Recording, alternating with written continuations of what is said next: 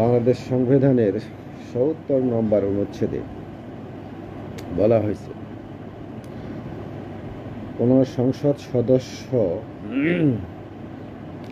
যে রাজনৈতিক দল থেকে নির্বাচিত হয়েছে সেই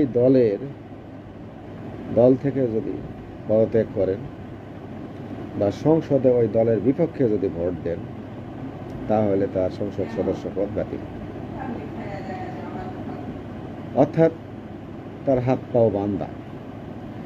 ওই যে একটা দলের পক্ষ থেকে সংসদ নির্বাচিত হওয়ার পরে ওই দলের প্রধানের কাছে তার হাত পাও বান্দা, এক দাস বা গোলামে পরিণত হয়। তিনি স্বাধীনভাবে মত প্রকাশ করতে পারবেন না, তিনি স্বাধীনভাবে কোনো কাজও করতে পারবেন না।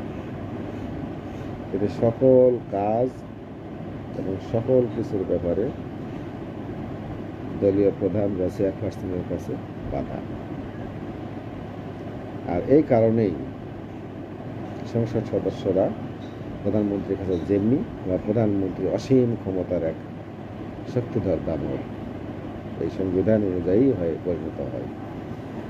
এই সংবিধানের আশু সংস্কার প্রয়োজন, কিন্তু কই আমরা তো সেরকম কোনো লক্ষণ দেখতে পাচ্ছি না।